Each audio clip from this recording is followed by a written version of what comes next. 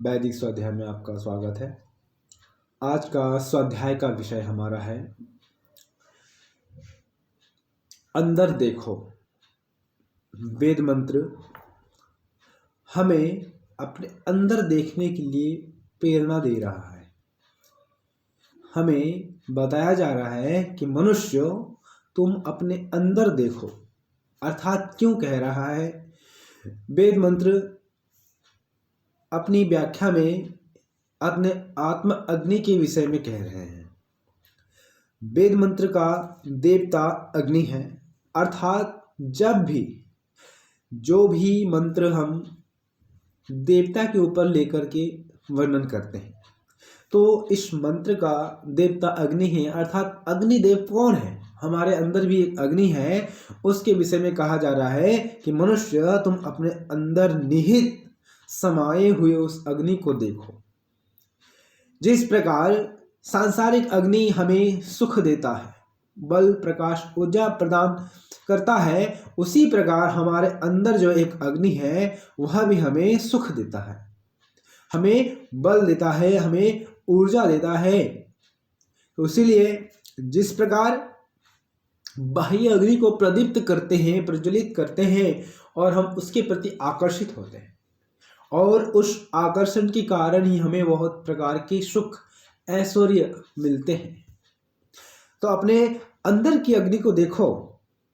कहते हैं कि यह आत्मा अग्नि मुझ में क्यों है, हमें किस लिए रखा गया है।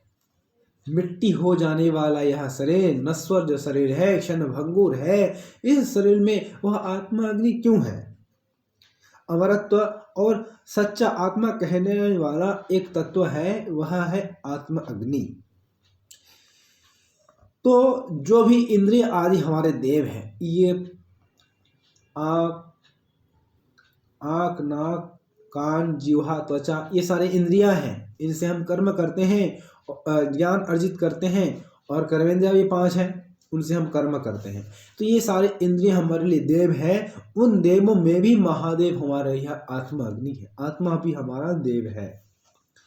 तो कहा गया है कि किस प्रयोजन के लिए इसे रखा गया है। बड़ी चिंतनीय विषय है, विचार करने वाली बात है कि आत्मा सभी को चलाने वाली, इस संपूर्ण शरीर को चलाने वाला आत्मा है। कहा गया है कि प्राण जो है आत्मा का मित्र है। आत्मा नहीं रही तो प्राण भी चला जाएगा। तो इस बॉडी को चलाने वाला कौन है? आत्मा। तो निसंदेह यह इसलिए रखा गया है, यह इसमें बढ़े, प्रदीप्त हो, अपनी महिमा द्वारा विविध प्रकार के ऐश्वर्य को प्राप्त करे। यह जीवन इसलिए है कि इस द्वारा आत्मा अपने आप को विकसित कर सके, अपने आप को आगे बढ़ाना है, विकसित करना है। जिस प्रकार अग्नि जब हम प्रज्वलित करते हैं, यज्ञ करते हैं, तो अग्नि स्थापित करके समिधा घी सामग्री का स्थापन करते हैं, घी सामग्री का आहुति देते हैं, तो उसमें से अग्नि क्या होती है? प्रज्वलित हो जाती है। तो हमें भी अपने आत्म बलिदानों की समिधाओं से, प्रेम की घी की धाराओं के द्वारा अपने जीवन में संघर्ष करते हुए आगे बढ़ना है, अपने आत्म अग्नि को जलाना है, पुरुषार्थी बनना है, जीवन में श्रेष्ठ बनना है।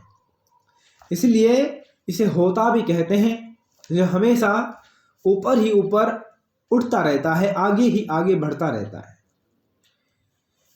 अपने आप को अधिक से अधिक प्रकाशित कर सके। इसलिए यह अग्नि हमें निहित है। इसलिए कुछ बलिदान करने भी होते हैं, उसमें हजारों गुना आदान करके विविध ऐश्वर्य के रूप में हमें प्राप्त होता है। जिस प्रकार अग्नि में हम घी अर्पित करते हैं, सामग्री अर्पित करते हैं, अन्न मिष्ठान इत्यादि अर्पित करते हैं, तो अधिक से अधिक हजारों गुना बढ़ करके हमें प्राप्त होता है। आप देखिए, चिंतन करें कि अग्नि में हम जो भी समर्पित करते हैं, समर्पण भाव से, स्वाहा समर्पण भाव से, प्रेम के साथ, वह अग्नि ग्रहण करती है और ग्रहण करके स्वयं नहीं रखती, वह वायु को दे देती है। वायु भी शुद्ध पवित्र जब हो जाती है तो वह भी अपने पास नहीं रखती, वह आकाश में मेघमंडल को दे देती है, वर्षा के रूप में जो फिर से भूमि में बरसती है और वह भूमि भी शुद्ध पवित्र होकर के सभी प्रकार के वृक्षों को, वनस्पतियों को, पेड़ पौधे, फल फूल, साग सब्जी, अनाज जो भी उगते हैं धरती पर, वे भी शुद्ध पवित्र होते हैं।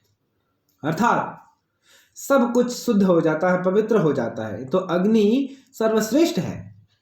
तो वह अग्नि हमारे अंदर भी है जो सबको शुद्ध पवित्र कर देती है, सबको स्वच्छ कर देती है। इसलिए वह आत्मा अग्नि हमारे अंदर है। वह शरीर के अंदर, शरीर को चलाने वाला, इंद्रियों को चलाने वाला वह आत्मा अग्नि है। बस हमें अपना कर्तव्य निभाते हुए उस अग्नि को प्रज्वलित करना है, उस अग्नि को पहचानना है कि उस अग्नि की महिमा क्या है, उस अग्नि का कार्य क्या है, उस अग्नि की शक्ति क्या है। आप अग्नि प्रदूषित होती है ऐसा कहीं नहीं सुने होंगे। वायु प्रदूषण हो रहा है, जल प्रदूषण हो रहा है, भूमि प्रदूषण हो रही है, लेकिन अग्नि प्रदूषण नहीं हो रहा है। तो इसलिए अग्नि सर्वश्रेष्ठ है।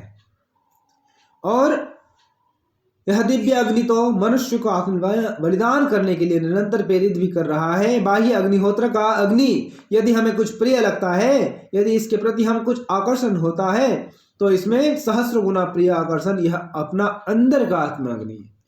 अगर हम यज्ञ करने में, भजन करने में, प्रवचन करने में इच्छुक होते हैं, आकर्षित होते हैं, तो यह भी अंदर की आत्मा अग्नि द्वारा ही प्रेरित की गई बात है। अर्थात अंदर से आत्मा अग्नि जब प्रज्वलित हो जाती है, तभी हमें बाह्य अग्नि के प्रति आकर्षित होता है। तब हमें कोई अच्छे कार्य करने के लिए मन में लालसा जागती है। तो इसी प्रकार अपने अंदर देखने के लिए परमात्मा हमें कह रहे हैं वेद के माध्यम से। अग्नि देवता आत्मा अग्नि के लिए वर्णन किया गया है।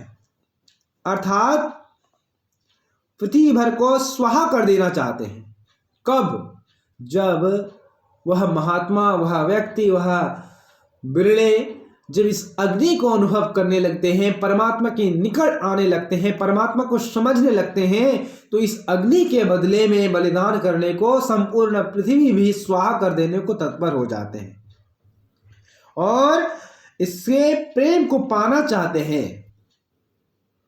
इसकी ज्योति इतनी प्यारी है कि उसके दर्शन मात्र से मनुष्य से सब कामनाओं की पूर्ति हो जाती है। इसलिए कहा गया है तनिक अंदर देखो।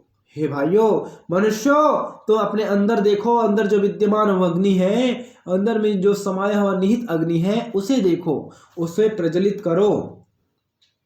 अंदर क्यों नहीं देखते? तुम में प्रदीप्त होने की जो प्रतीक्षा यह तुम्हारे आत्माग्नि में निहित है, उसे तुम प्रदीप्त क्यों नहीं करते? क्या तुम इसे प्रदीप्त नहीं करोगे? यह अमृत तुम्हें निरंतर बलिदान यजन के लिए प्रेरित कर रहा है, क्या तुम उसकी बात नहीं सुनोगे? तो इसलिए आज का वेद मंत्र हमें यह उपदेश दे रहा है। उपदेश में यह बताया गया है कि हमें अपने अंदर देखना चाहिए।